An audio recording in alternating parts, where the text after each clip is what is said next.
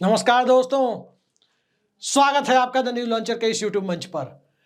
दोस्तों, बिहार की राजनीति पहले से ही उफान पर है और इस उफान पर चल रही राजनीति के बीच अंबेडकर मामले पर बयान देकर नए राजनीतिक पहचान के साथ चर्चा में आए केंद्रीय गृह मंत्री अमित शाह बिहार के दौरे पर पहुंच रहे हैं। जी हां, नए वर्ष की सौगात बिहार को मिलने वाली है।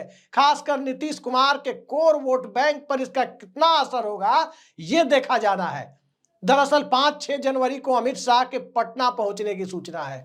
5 तारीख को वे सुशील मोदी, पूर्व उप मुख्यमंत्री, दिवंगत नेता सुशील मोदी के जन्मदिन समारोह में शिरकत करेंगे और 6 तारीख को पटना साहिब के गुरुद्वारा में भी मत्था टेकने जाएंगे। लेकिन इन सब कार्यक्रमों के बीच भाजपा कार्यकर्ताओं को चुनाव जीतने का मूल मंत्र भी देते हुए नजर आएंगे।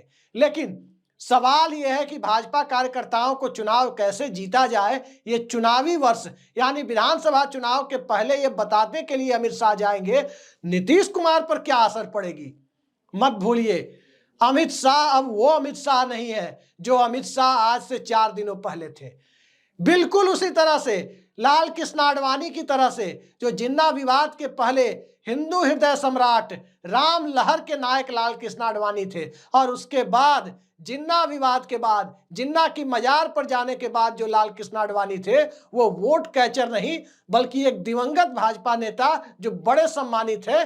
उनकी नजर में रॉटन पिकल, चूंकि आडवाणी जी आईसीयू में है, अभी अपोलो अस्पताल में है, उनके बारे में बहुत सारी चीजें नहीं कहनी चाहिए, लेकिन एक भाजपा नेता ने ऐसे शब्दों का इस्तेमाल उनके लिए किया था। अब सवाल उठता है कि लाल कृष्ण आडवाणी एक झटके में अपनी राजनीतिक भूमिका को बदल चुके थे।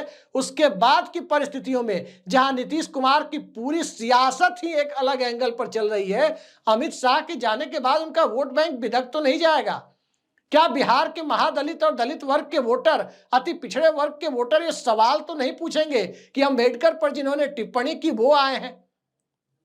दरअसल अंबेडकर के पर जो बातें उन्होंने कही, जो क्लिप हम लोगों ने देखी और फिर उसके बाद की बातें जो वो कहते हुए, यानी उस स्पीच में आगे चल करके जो वो कहते हुए नजर आए, उससे तो साफ जाहिर हो जाता था कि अमित शाह से गलती हो गई बोलने में और कहीं ना कहीं अब उसको नए सिरे से वो ले जाने की कोशिश कर रहे थे।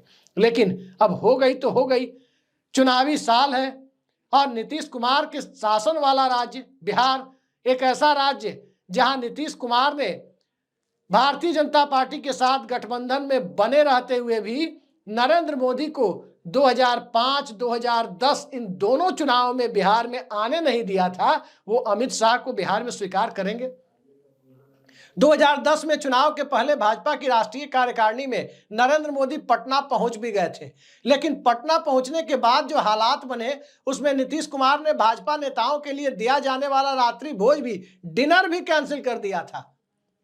तो क्या अब अमित शाह के साथ नीतीश कुमार का बिहार में दिखना नीतीश कुमार के वोट बैंक पर कैसा असर डालेगा, यह सवाल जब पहले से हवा में तैर ही रहा है, तो उस परिस्थिति में अमित शाह का बिहार जाना क्या बिहार में नीतीश कुमार की सियासत के लिए बहुत माकूल परिस्थितियां उत्पन्न कर रहा है?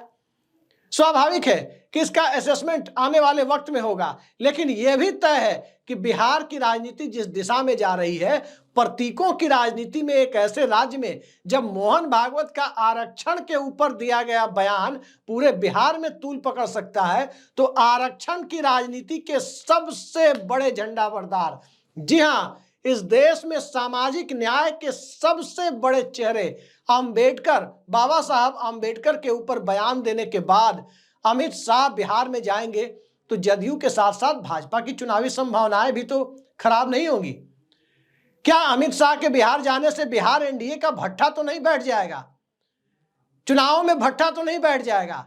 भट्ठा बैठना एक मुहावरे के तौर पर देशज शब्द के रूप में इस्तेमाल किया जाता है, लेकिन चुनावी संभावनाओं का भट्टा बिठाने के लिए अमित शाह जाने नहीं जाते। अमित शाह को एक सफल चुनावी रणनीतिकार माना जाता है, जिन्हें के नाम कुछ अपवाद को छोड़ दे तो चुनावी सफलताओं की पूरी एक श्रृंखला दर्ज है। हाँ, जो अपवाद आता है वो अपवाद बिहार का चुनाव ही होता है, 2015 का विधानसभा चुनाव, जहां तकरीबन 3 महीने लगातार बिहार में गुजारने के बाद अमित शाह भारतीय जनता पार्टी को सफलता नहीं दिलवा पाए थे। बहुत बुरी हार हुई थी बीजेपी की। और उसमें एक दिन ऐसा भी आया था कि पटना के एक होटल में लिफ्ट में ही फंस गए थे अमित शाह। लिफ्ट बीच में अचानक रुक गई थी और अमित शाह उसी में फंस गए थे, जिस पर लालू यादव ने बाद में मजाक भी उड़ाया था। लेकिन अब सियासत का मजाक तो दूसरे तरीके से उड़ रहा है। सियासत का मजाक इस रूप में उड़ रहा है कि अमित शाह के साथ नीतीश कुमार की फोटो आई नहीं कि तेजस्वी यादव और पूरा इंडिया गठबंधन मुद्दा बना देगा कि देखो देखो नीतीश कुमार किनके साथ मंच साझा कर रहे हैं।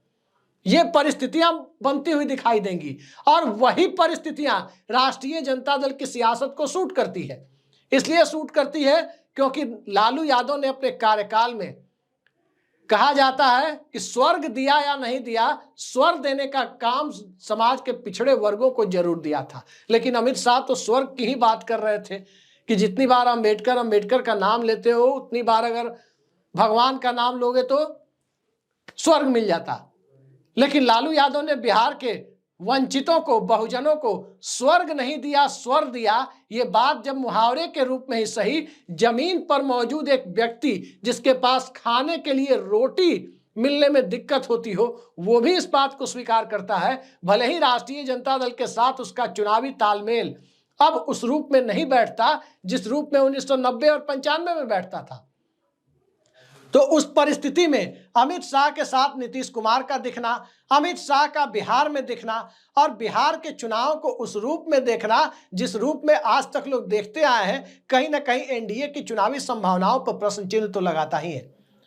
कांग्रेस के एक नेता हैं दिग्विजय सिंह, उनके बारे में कहा जाता है कि वो उनके बयान से वोट कटते हैं।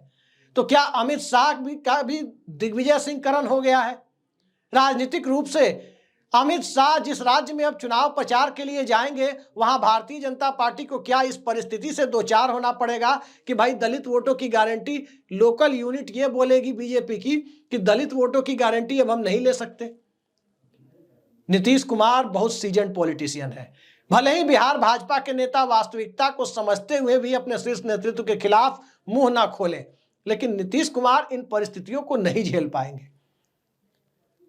सबसे पहले यह देखा जाना महत्वपूर्ण है कि अभी भी 21 दिसंबर को जब हम आपसे मुखातिब हैं, तकरीबन 15 दिन यानी एक पखवाड़ा बचा हुआ है। इस एक पखवाड़े में क्या अमित शाह अंबेडकर पर दिए गए बयान से और उस बयान के बाद उनकी जो आइडेंटिटी बन रही है, पॉलिटिकल आइडेंटिटी, राजनीतिक पहचान, क्या उससे वो पिंड छुड़ा पाएंगे?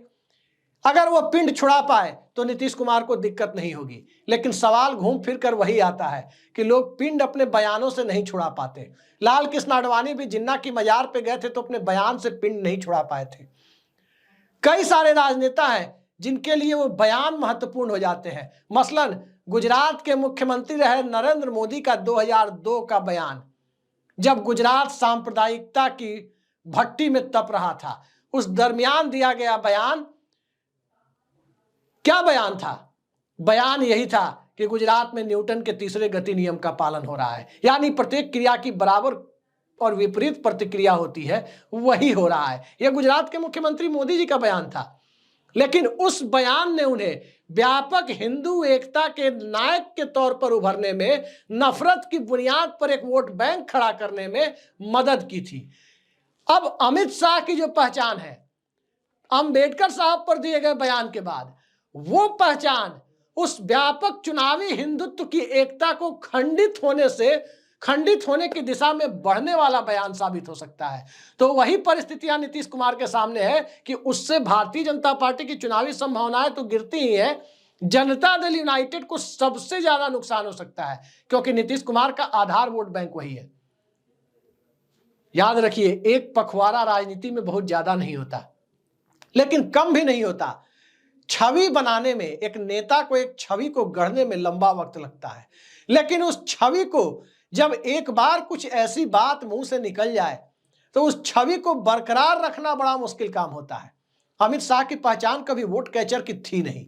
अमित शाह की पहचान प्रबंधन संभालने वाले एक व्यक्ति की थी। लेकिन वोट कैचर के रूप में अमित शाह जाने भले ना जाए, लेकिन अमित शाह की एक आइडेंटिटी तो है। इस देश में चाहे वो गरीब, दलित, वंचित तबका हो, वो भी जानता है कि अमित शाह कौन है। अमित शाह कौन है, ये बात सभी जानते हैं।